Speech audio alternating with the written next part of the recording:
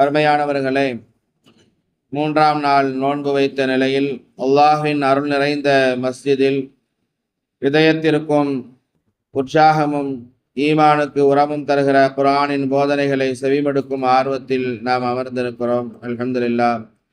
அல்லாஹ் ரப்புல் ஆலமீன் நம் அனைவரின் அமர்வையும் கபூல் செய்து அருள்வானாக. நம்முடைய நோன்புகளையும் தராவீஹ் தொழுகைகளையும் தான தர்மங்களையும் இதர வணக்க வழிபாடுகளையும் அல்லாஹ் ஏற்றுக்கொள்வானாக. இன்றைய தராவீஹ் தொழுகையில் சூரா ஆல இம்ரான் நிறைவு செய்யப்பட்டுள்ளது. இன்றைய தராவீஹ் தொழுகையில் ஓதப்பட்ட ஆல இம்ரான் அத்தியாயத்தில் வசனம் 36 மரியம் அலைஹிஸ்ஸலாத்து வஸ்ஸலாம், வசனம் 39 யஹ்யா அலைஹிஸ்ஸலாத்து வஸ்ஸலாம், வசனம் 45 ஈசா அலைஹிஸ்ஸலாத்து வஸ்ஸலாம் என ஆல இம்ரான் எனப்படும் இம்ரானின் குடும்பம் பெற்ற மழலை பேர் என்பது அல்லாஹ் ரப்புல் ஆலமீன் வழங்கிய மகத்தான பாக்கியம் என்பதாக அல்லாஹு தஆலா குறிப்பிடுகிறான். இன்றைக்கு குழந்தையின்மை என்பது ஆண்கள் பெண்கள் என இரண்டு பேரையுமே மனதளவில் பெரிய அளவில் பாதிக்கக்கூடிய ஒன்றாக இருக்கிறது. இந்தியாவில் திருமணமானவர்களில் 10 முதல் 14% குழந்தையின்மை பிரச்சனையால் பாதிக்கப்பட்டுள்ளதாக ஆய்வு முடிவுகள் கூறுகின்றன. அதிலும் மாநகரங்களில் இது அதிகமாக இருக்கிறது.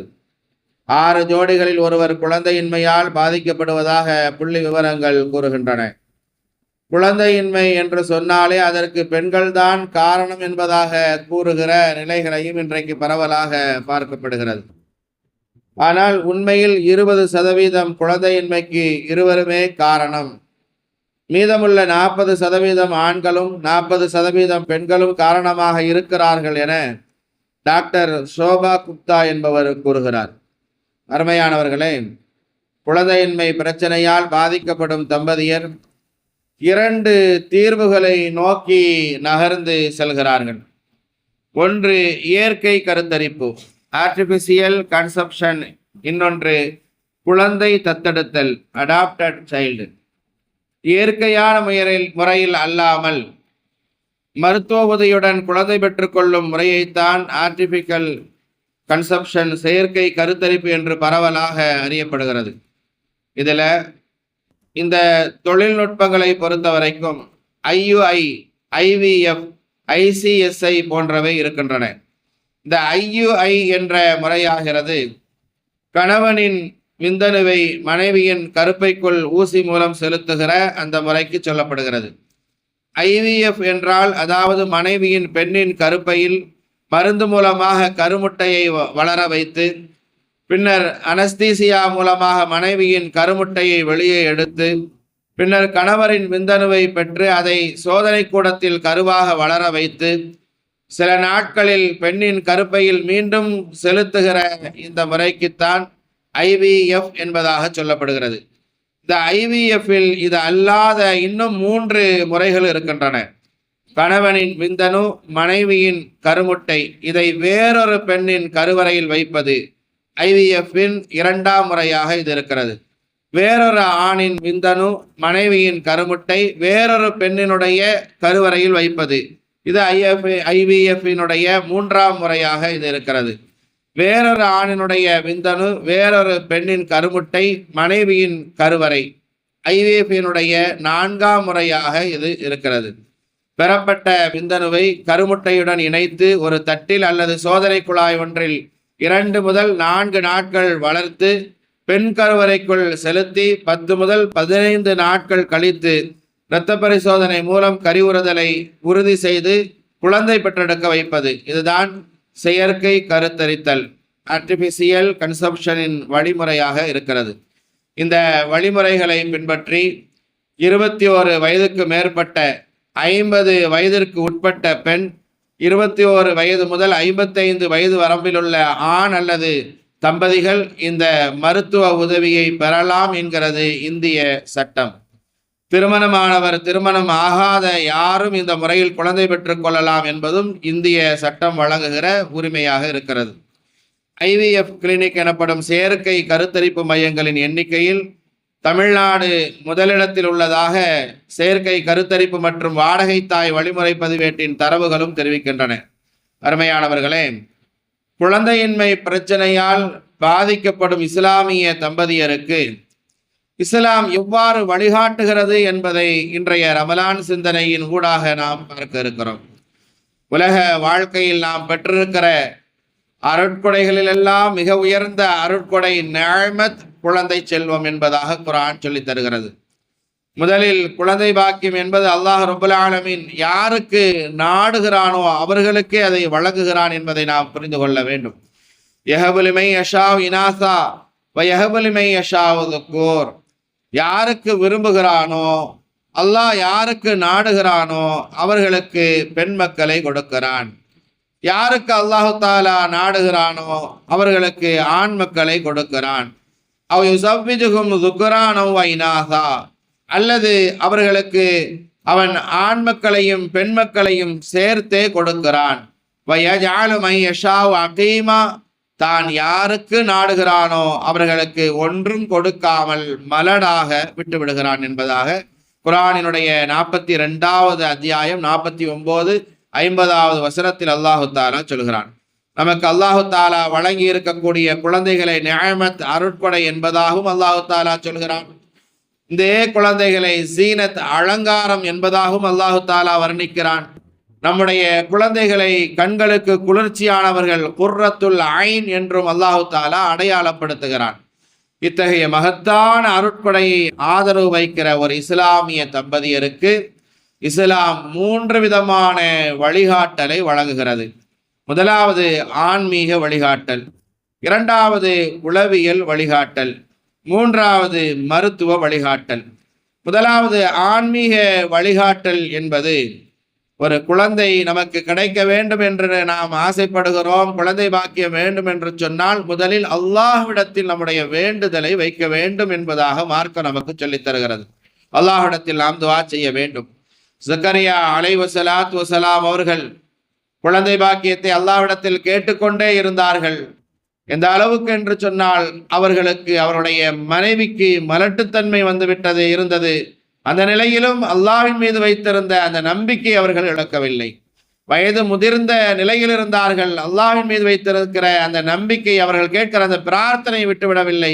தொடர்ந்து பிரார்த்தனை செய்து கொண்டே இருந்தார்கள். அல்லாஹு தாலா குர்ஆனில் பதிவு செய்திருக்கிறான், ரப்பி இன்னி வஹனல் அஸமு மின்னி. யா அல்லாஹ், நிச்சயமாக என்னுடைய எலும்புகள் பலகீனப்பட்டு விட்டன. வஷ்தஅல ரஅசு ஷைபா, தலைமுடியெல்லாம் வெள்ளையாக மின்ன ஆரம்பித்திருச்சு. வலம் அகும் பிதுஆயிக ரப்பி ஷகியா. யா அல்லாஹ், நான் நம்பிக்கை இழந்து விடவில்லை, நீ எனக்கு தருவாய் குழந்தையை என்கிற அந்த நம்பிக்கை எனக்கு முழுமையாக இருக்கிறது என்பதாக அவர்கள் சொன்னார்கள். அல்லாஹ்விடத்திலே துஆ செய்தார்கள். எனக்கு பின்னால் சந்ததிகள் இல்லாமல் போய்விடுமோ என்பதை நான் அஞ்சுகிறேன். என்னுடைய மனைவியும் பிள்ளை பேரற்றவளாக இருக்கிறாள், எனக்கு ஒரு குழந்தையை கொடு என்பதாக அவர்கள் துஆ செய்து கொண்டே இருந்தார்கள். முதலாவதாக யாருக்கு குழந்தை பாக்கியம் வேண்டும் என்பதாக எதிர்பார்க்கிறார்களோ அவர்கள் அல்லாஹ்வின் மீது நம்பிக்கை வைத்தவர்களாக அல்லாஹ்விடத்தில் குழந்தை பாக்கியத்திற்காக வேண்டி துஆ செய்து கொண்டே இருக்க வேண்டும் என்பதை மார்க்கம் முன்வைக்கிறது. இரண்டாவது, அல்லாஹ்வின் மீது நம்பிக்கை இழந்து விடக்கூடாது. இப்ராஹிம் அலைஹிஸ்ஸலாத்து வஸலாம் அவர்கள் வயது முதிர்ந்த நிலையில் இருந்தார்கள். அவர்களுடைய வீட்டிற்கு விருந்தாளிகளாக மலக்குகள் வருகை தந்திருந்தார்கள். அப்படி வருகை தந்திருந்த அந்த நேரத்தில் அந்த மலக்குகள் இப்ராஹிம் அலைஹிஸ்ஸலாத்து வஸலாம் அவர்களிடத்திலே, அவருடைய மனைவி சாரா அம்மையார் அவர்கள் அங்கே நிற்கிறார்கள்.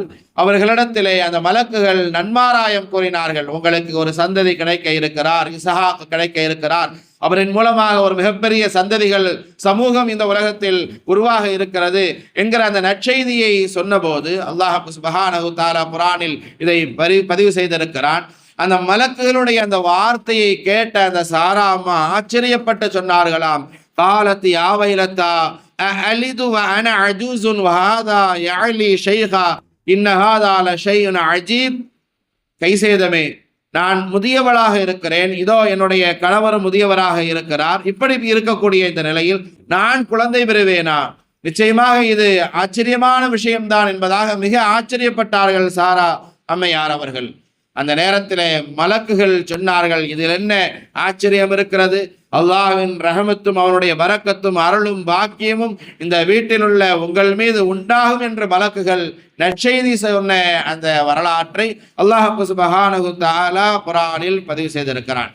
நாம் அப்படியானால் நம்பிக்கை இழக்காமல், எவ்வளவு வயதானாலும் எவ்வளவு நாட்கள் கடந்து போனாலும், கல்யாணம் நிக்காஹ் முடிந்து இவ்வளவு நாட்கள் ஆகிவிட்டதே, இன்னும் நமக்கு குழந்தை பாக்கியம் இல்லாமல் இருக்கிறதே என்று பரிதவித்துக் கொண்டிருக்கக்கூடிய தம்பதிகள் நம்முடைய சமூகத்தில் அதிகம் இருக்கிறார்கள்.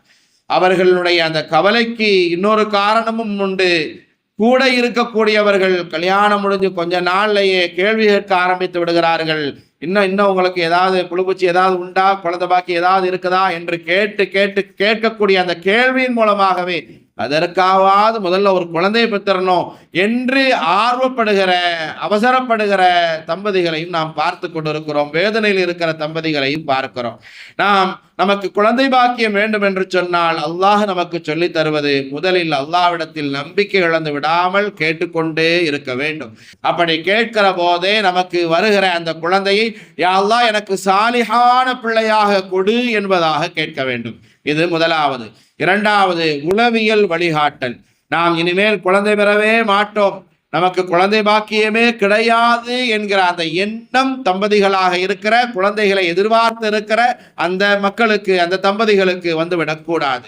அல்லாஹ்வின் சோதனைகளில் ஒன்று இந்த நிலை என்று மனதிலே அவர்கள் நினைத்து கொள்ள வேண்டும். அல்லாஹ் நமக்கு நிச்சயம் தருவான். அல்லாஹ் நம்மை சோதித்து பார்க்கிறான். நாம் இந்த நேரத்தில் கொடுக்காமல் நமக்கு சோதிக்கிற இந்த நேரத்தில் நம்முடைய மனோநிலை எப்படி இருக்கிறது என்பதை அல்லாஹ் நம்மிடத்தில் பொறுமையாக இருக்கிறோமா அல்லது அந்த அல்லாஹ்வை நாம் நிந்திக்கிறோமா, திட்டுகிறோமா என்பதை நாம் சோதித்து பார்க்கவே அல்லாஹ் இப்படி எல்லாம் செய்கிறான் என்கிற அந்த எண்ணம் தான் அந்த தம்பதிகளிடத்திலே இருக்க வேண்டும். வநபுலுக்கும் பிஷர்ரி வல் கைரி ஃபித்னா, பரீட்சைக்காக கெடுதியையும் நன்மையும் கொண்டு நாம் உங்களை சோதிக்கிறோம் என்பதாக 21வது அத்தியாயம் 35வது வசனத்தில் அல்லாஹு தஆலா சொல்கிறான். இரண்டாவது, பொறுமையுடன் சகித்து கொள்ள வேண்டும். மகிழ்ச்சியான தருணங்களில் ஒரு முஃமின், ஒரு முஸ்லிம் எப்படி இருக்க வேண்டும் என்பதை குறித்து நபிகள் பெருமானார் ஸல்லல்லாஹு அலைஹி வஸல்லம் அவர்கள் சொல்லுகிற போது இப்படித்தான் சொன்னார்கள். மகிழ்ச்சியான தருணங்களில் அவர் அல்ஹம்துலில்லாஹ், என்னுடைய காரியத்தில் எதுவும் இல்லை, என்னுடைய சாமர்த்தியத்துல, என்னுடைய திறமையினால இது நடந்துடல, அல்லாஹுக்கே எல்லா புகழும், அல்லாஹு தஆலா எனக்கு கொடுத்திருக்கிறான் என்று தன்னுடைய மகிழ்ச்சியை அல்லாஹின் மீது அவர் சொல்லுவார். அல்ஹம்துலில்லாஹ் என்பதாக அந்த நேரத்திலும் மகிழ்ச்சியான தருணத்திலும் ஒரு முஃமின் அல்லாஹ்வை நினைவு கூறுவான். சோதனையான காலகட்டத்தில் அவன் எப்படி நடந்து கொள்வான்? ஹஸ்புனல்லாஹ், அல்லாஹ்வே நமக்கு போதுமானவன், அல்லாஹு தஆலா எப்பொழுது நாடுகிறானோ அப்பொழுது நிச்சயம் எனக்கு தருவான், அவனே தருவதற்கு போதுமானவனாக இருக்கிறான்.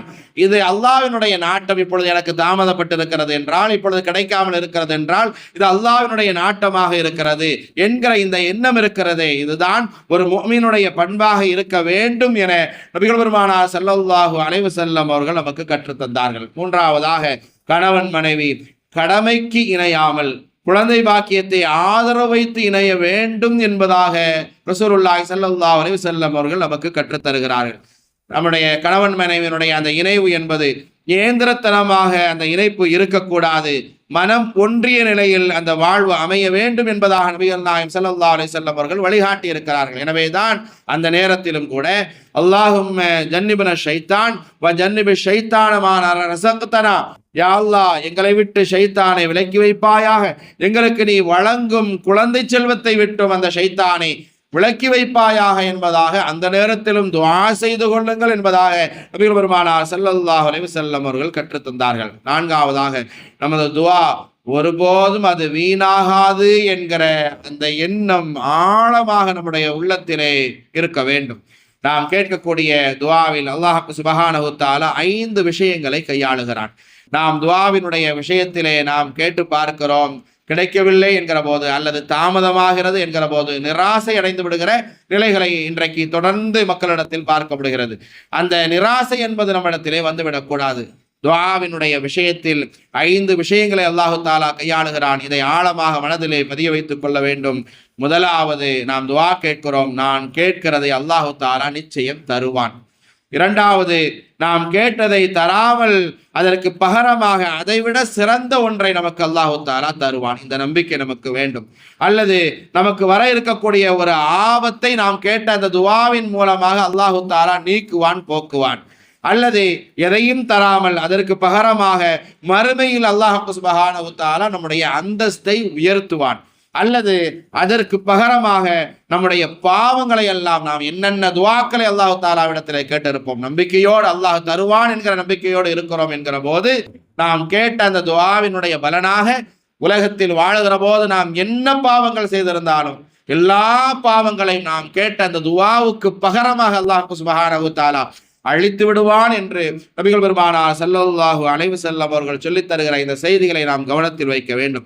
நாம் குழந்தை பாக்கியம் வேண்டி பிரார்த்தனை செய்கிறோம்.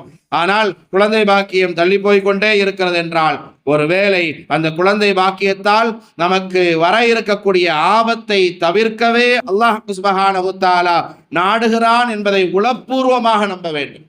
நமக்கு அல்லாஹ் தஆலா ஏன் குழந்தை பாக்கியத்தை தரவில்லை, குழந்தை பாக்கியம் ஏன் நமக்கு தாமதமாகிக் கொண்டே இருக்கிறது என்று சொன்னால், இப்பொழுது இந்த நேரத்தில் நமக்கு குழந்தை பாக்கியம் கிடைத்தால் அதுக்கு நமக்கு நல்லதில்லை, அதன் மூலமாக ஏதாவது கெடுதிகள் வர இருக்கலாம், அதை தடுப்பதற்காகவே நமக்கு வர இருக்கக்கூடிய பெற்றவர்களுக்கு வர இருக்கிற அந்த ஆபத்தை தடுப்பதற்காகவே அல்லாஹு தஆலா நமக்கு குழந்தை பாக்கியம் இல்லாமல் செய்திருக்கிறான் என்கிற அந்த உணர்வு நமக்கு இருக்க வேண்டும். ஏனென்றால் நபி நூஹ் அலைஹிஸ்ஸலாத்து வஸலாம் அவர்களுக்கு அல்லாஹ் சுப்ஹானஹு வ தஆலா குழந்தை பாக்கியத்தை கொடுத்திருந்தான். நாம் என்ன நினைத்து கொண்டிருக்கிறோம், எப்படியோ ஏதோ ஒரு குழந்தையை பெற்றுவிட்டால் போதும் என்பதாக கருதுகிறோம். இல்லை, நாம் பெற்றிருக்கிற அந்த பிள்ளைகள், அந்த குழந்தைகள் நம்முடைய கண்களுக்கு குளிர்ச்சியானவர்களாக இருக்க வேண்டும். பெற்றவர்களை மதிக்கக்கூடிய பிள்ளைகளாக நம்முடைய பிள்ளைகள் இருக்க வேண்டும். அப்படி இருந்தால் குழந்தை பெற்றதற்கான ஒரு அர்த்தம் இருக்கிறது. நாம் வேண்டியதற்காக, நாம் துஆ செய்ததற்கான ஒரு அர்த்தம் இருக்கிறது. அல்லாஹ் சுப்ஹானஹு வ தஆலாவிடத்தில் அப்படிப்பட்ட அந்த சாலிஹான பிள்ளைகளைத்தான், கண்குளிர்ச்சியான பிள்ளைகளைத்தான் நாம் கேட்க வேண்டும். ஆனால் அதற்கு மாற்றமாக குழந்தை பாக்கியம் ஒருவருக்கு கிடைத்திருக்கிறது, பிள்ளைகளை பெற்றிருக்கிறார். ஆனால் அந்த பிள்ளைகள் அந்த பெற்றவர்களை நடுத்தருவில் நிறுத்துகிறார்கள் என்று சொன்னால் அந்த குழந்தையை பெற்றதற்கு பெறாமலேயே இருந்திருக்கலாம். குழந்தைகள் பெற்றவர்களை அனாதை இல்லத்தில் கொண்டு போய் விடுகிறார்கள் என்று சொன்னால் அந்த பிள்ளைகளை அவர்கள் பெற்றதற்கு பெறாமலேயே இருந்திருக்கலாம், அந்த பாக்கியம் கிடைக்காமலே இருந்திருக்கலாம். அந்த பிள்ளைகள் பெற்றவர்களை துன்புறுத்துகிறார்கள், அடிக்கிறார்கள், ஒதுக்கி வைக்கிறார்கள், மனம் நோகும்படி நடந்து கொள்கிறார்கள் என்று சொன்னால் அந்த பிள்ளைகளை அல்லாஹ் தஆலா கொடுத்ததற்கு கொடுக்காமலேயே இருந்திருக்கலாம்.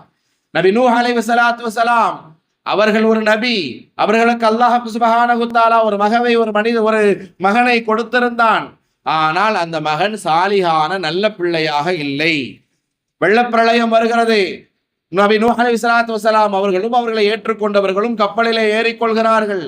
தன்னுடைய மகனை நூஹ் அலைஹிஸ்ஸலாத்து வஸலாம் அவர்களை அழைக்கிறார்கள். ஆனால் அவன் கெட்டவனாக இருந்தான், வருவதற்கு மறுத்தான், வாப்பா பேச்ச கேட்கிறதுக்கு மறுத்த அந்த நிகழ்வை அல்லாஹ் சுப்ஹானஹு வ தஆலா குர்ஆன்ல பதிவு செய்திருக்கிறான். ரப்பி இன்னபினி மின் அஹ்லி, அல்லாஹ்விடத்துல அந்த நேரத்துல நபி நூஹ் அலைஹிஸ்ஸலாத்து வஸலாம் அவர்கள் துஆ செய்தார்கள், யா அல்லாஹ் என்னுடைய மகன் என்னுடைய குடும்பத்தை சார்ந்தவன். இது நபி நூஹ் அலைஹிஸ்ஸலாத்து வஸலாம் அவர்கள் சொன்ன வார்த்தை. அப்படி என்னதான் இருந்தாலும் மகன் தவறு செய்கிறான், அவன் உண்மையை உணராமல் இருக்கிறான் என்பதை அறிந்தபோது நபி நூஹ் அலைஹிஸ்ஸலாத்து வஸலாம் அவர்கள் அல்லாஹ்வினுடைய ரசூல் அல்லாஹ்விடத்திலே துஆ செய்கிறார்கள், ரப்பி இன்னபினி மின் அஹ்லி, என்னுடைய மகன் என்னுடைய குடும்பத்தை சார்ந்தவன், இப்படி வழி தவறி செல்கிறான், யா அல்லாஹ் அவனை பாதுகாத்துரு என்று சொல்லுகிற போது அல்லாஹ் சுப்ஹானஹு வ தஆலா நபி நூஹ் அலைஹிஸ்ஸலாத்து வஸலாம் அவர்களுக்கு கொடுத்த எச்சரிக்கை என்ன தெரியுமா? இன்னஹு லைஸ மின் அஹ்லிக, நிச்சயமாக அவனுடைய குடும்பத்தை சார்ந்தவன் அல்ல என்பதாக அல்லாஹ் சுப்ஹானஹு வ தஆலா நபி நூஹ் அலைஹிஸ்ஸலாத்து வஸலாம் அவர்களுக்கு பதில் சொன்னான். இன்னஹு லைஸ மின் அஹ்லிக, நிச்சயமா அவன் குடும்பத்தை சார்ந்தவனே இல்லை, அவன் மவன் அவனை சொல்லாத. இன்னஹு அமலுன் கைர சாலிஹ், நிச்சயமா அவன் ஒரு வீணா போனவன், அவன் ஒரு வீணான செயலாவான், அவனை பற்றி என்னிடத்தில் துஆ செய்யாதீர்கள், பேசாதீர்கள் என்பதாக நபி நூஹ் அலைஹிஸ்ஸலாத்து வஸலாம் அவர்களுக்கு அல்லாஹ் சுப்ஹானஹு வ தஆலா எச்சரிக்கை செய்தான் என்று சொன்னால், நம்முடைய பிள்ளைகள் பெற்றெடுக்கிறோம் என்றால் அது சாலிஹான பிள்ளைகளாக இருக்க வேண்டும். அப்படி இல்லாமல் தரிகட்டு அலைகிற பிள்ளைகளாக ஒருவர் ஒரு பிள்ளையை பெற்று வைத்திருக்கிறார் என்று சொன்னால் அந்த பிள்ளையை பெறுவதற்கு பெறாமல் இருப்பது சிறப்பானது. இப்படிப்பட்ட நிலையிலிருந்து பாதுகாப்பதற்காகவும் சிலருக்கு அல்லாஹ் சுப்ஹானஹு தஆலா பிள்ளை பாக்கியத்தை கொடுக்காமல் இருக்கிறான் என்பதை யார் அந்த பாக்கியம் கிடைக்காமல் இருக்கிறதோ அவர்கள் அதை எண்ணி பொருந்திக் கொள்ள வேண்டும். அருமையானவர்களே, அடுத்து மருத்துவ வழிகாட்டலை பார்க்கும்போது குழந்தையின்மை பிரச்சனை என்பது ஆண் பெண் உடலில் ஏற்படும் சில குறிப்பிட்ட குறைபாடுகளால் ஏற்படுவதாக மருத்துவர்கள் கூறுகிறார்கள். எனவே இஸ்லாம் மருத்துவ சிகிச்சை மேற்கொள்ள எந்த தடையும் யாருக்கும் இருக்கவில்லை. எல்லா நோய்க்கும் மருந்து இருக்கிறது என்பதாகத்தான் நபிகள் பெருமானார் ஸல்லல்லாஹு அலைஹி வஸல்லம் அவர்கள் சொல்லி தந்தார்கள். மா அன்ஸலல்லாஹு தானி இல்லா அன்ஸலஹு ஷிஃபா, அல்லாஹ் எந்த நோயையும் அதற்குரிய மருந்தில்லாமல் இறக்குவதில்லை என்றார்கள் நபிகள் பெருமானார் ஸல்லல்லாஹு அலைஹி வஸல்லம் அவர்கள். நாம் எடுத்துக்கொள்ளும் மருத்துவ சிகிச்சை முறைகள் இஸ்லாம் தடுக்காத மருத்துவ சிகிச்சைகளாக இருக்க வேண்டும். இதுதான் நாம் கவனிக்க வேண்டிய ஒன்று. அருமையானவர்களே, கடந்த காலங்களில் குழந்தையின்மை பிரச்சனையை எதிர்கொண்ட இஸ்லாமிய தம்பதியர் 3 முறைகளை கையாண்டு வந்திருக்கிறார்கள். முதலாவது, நம்ம தலையெழுத்து, அல்லாஹ் இப்படித்தான் நமக்கு எழுதி வச்சிருக்கிறான், அதை நாம பொருந்தி கொள்வோம். இப்படியே கணவன் மனைவியா குழந்தை இல்லாட்டா என்ன, நீ எனக்கு குழந்தையா இரு, நான் உனக்கு குழந்தையா இருக்கேன் என்பதாக சொல்லி குழந்தை இல்லாவிட்டாலும் கணவன் மனைவியாக கடைசி வரைக்கும் நாம் வாழ்ந்துவிட்டு போகலாம் என்கிற எண்ணத்தில் வாழ்ந்த தம்பதிகள் ஒன்று. இரண்டாவதாக, விவாக விலக்கு தலாக்கு பெற்று வேறொரு திருமண பந்தத்தின் மூலம் குழந்தை பாக்கியம் பெற்றுக்கொள்வோம் என்று முடிவெடுப்பது, இது இரண்டாவது. மூணாவது, உறவு முறையில் ஒரு குழந்தையை தத்தெடுத்து வளர்ப்போம், அது நமக்கு கண்குளிர்ச்சியா, நமக்கான குழந்தையா இருக்கட்டும் என்பதாக சொல்லி தத்தெடுக்கக்கூடிய முறை, இது 3. இப்படித்தான் இதுவரைக்கும் இதற்கு முன்னால் வாழ்ந்த இஸ்லாமிய சமூகத்தினுடைய தம்பதிகள் இருந்ததை நாம் பார்த்தோம். ஆனால் 1978க்கு பிறகு மருத்துவ உலகம் டெஸ்ட் டியூப் பேபி என்னும் சாதனை ஒன்றை நிகழ்த்த, அதற்கு பின்னால் குழந்தையின்மை பிரச்சனையால் பாதிக்கப்படும் தம்பதியர் டெஸ்ட் டியூப் பேபி முறையை நோக்கி நகர ஆரம்பித்தார்கள். லெஸ்ஸி ஜான் பிரவுன் தம்பதியினருக்கு 9 ஆண்டுகளாக குழந்தை இல்லை என்பதாக சொல்லி மருத்துவர் பேட்ரிக் ஸ்டெப்டோவை அணுகிய போது அவர்தான் டெஸ்ட் டியூப் குழந்தை பிறக்க முதலாக வழிவகுத்தார். ஜூலை 25, 1978 தான் உலகின் முதல் டெஸ்ட் டியூப் பேபி குழந்தை பிறந்தது. இங்கிலாந்து நாட்டில் ஓல்ட்ஹாம் ஜெனரல் மருத்துவமனையில் பிறந்த பெண் குழந்தைக்கு லூயிஸ் ஜாய் பிரவுன் என்று அவர்கள் பெயர் சூட்டினார்கள். அவரும் வளர்ந்து திருமணமாகி ஒரு குழந்தைக்கும் தாயாகி 48 வயதிலும் முழு ஆரோக்கியத்தோடு இன்றைக்கும் வாழ்ந்து வருகிறார். இன்று உலகில் 1 கோடிக்கும் மேற்பட்ட டெஸ்ட் டியூப் குழந்தைகள் இருக்கிறார்கள் என்பதாக ஆய்வு நமக்கு சொல்லித் தருகிறது. தற்போது குழந்தையின்மை பிரச்சனையால் பாதிக்கப்படும் இஸ்லாமிய தம்பதியரும் டெஸ்ட் டியூப் பேபி முறையை நோக்கி மெல்ல இன்றைக்கு நகர ஆரம்பித்திருக்கிறார்கள். டெஸ்ட் டியூப் பேபியின் வடிவம்தான் இன்று ஆர்டிஃபிஷியல் கன்செப்ஷன், செயற்கை கருத்தரிப்பு என்ற பெயரில் இயங்கிக் கொண்டிருக்கிறது. இதில் தொழில்நுட்பங்களை பொறுத்து IUI, IVF, ICSI போன்றவை இருக்கின்றன என்று நாம் துவக்கத்திலேயே சொன்னோம். செயற்கை கருத்தரிப்பு முறையில் குழந்தை பெற்றுக்கொள்ள விரும்பும் இஸ்லாமிய தம்பதியர் IUI முறையையும் IVF-இல் முதல் முறையையும் மேற்கொள்ளலாம் என இஸ்லாமிய ஃபிக்ஹ் அகாடமி மற்றும் கராரத் அல் மஜ்மா மக்கா அல் முக்கர்ரமா ஃபிக்ஹ் தீர்ப்பாயம் ஃபத்துவா தந்திருக்கின்றன. மற்ற முறைகள் அனைத்தும் இஸ்லாம் தடுத்திருக்கும் ஜினா, விபச்சாரத்தின் வழிமுறைக்கு ஒப்பாக இருப்பதாக குர்ஆன் மற்றும் சுன்னாவின் ஆதாரங்களை மேற்கோள் காட்டி ஹராம் என்பதாக ஃபத்துவா வழங்கி இருக்கிறது.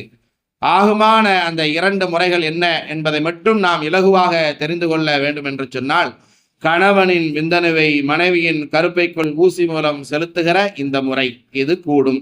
இரண்டாவது, மனைவியின் பெண்ணின் கருப்பையில் மருந்து மூலமாக கருமுட்டையை வளர வைத்து பின்னர் அனஸ்தீசியா மூலமாக மனைவியின் கருமுட்டையை வெளியே எடுத்து பின்னர் கணவரின் விந்தணுவை பெற்று அதை சோதனை கூடத்தில் கருவாக வளர வைத்து சில நாட்களில் பெண்ணின் கருப்பையில் மீண்டும் செலுத்துவது, இந்த 2 முறை மட்டுமே ஆகுமானது என்பதை நாம் தெளிவாக புரிந்து கொள்ள வேண்டும். அதாவது கணவனும் மனைவியும் சம்பந்தப்பட்டு இருக்கக்கூடிய, அது கணவன் மனைவி அல்லாத வேறு யாருடைய எந்த சம்பந்தமும் இதில் இருக்காது. இப்படிப்பட்ட இந்த 2 முறை மட்டுமே ஆகுமானது, மற்றவைகளெல்லாம் ஹராம் என்பதாக நாம் விளங்கிக் கொள்ள வேண்டும். எனவே குழந்தையின்மை பிரச்சனையால் பாதிக்கப்படும் இஸ்லாமிய தம்பதியர் விழிப்புணர்வோடு செயல்பட்டு இஸ்லாமிய வழிகாட்டலை மேற்கொண்டு மனம் குளிரும் மழலையர் பெற்று வாழ்வாங்கு வாழ்ந்திட விளையுமாறு கேட்டுக்கொள்கிறோம். அல்லாஹ் ரப்பல் ஆலமீன் மகத்தான குழந்தை பாக்கியத்தை நமக்கும் நமது சந்ததியினருக்கும் சமூகத்தில் யாரெல்லாம் குழந்தை பாக்கியம் வேண்டி ஆதரவு வைத்திருக்கிறார்களோ அனைவருக்கும் அல்லாஹு தஆலா கொடுத்து அருள்பாலிப்பானாக. ஆமீன். வாஹிரு தஅவானா அல்ஹம்துலில்லாஹி ரப்பில் ஆலமீன். யா ரஹ்மானே, எங்களின் பாவம் நீங்கிடச் செய்வாயே.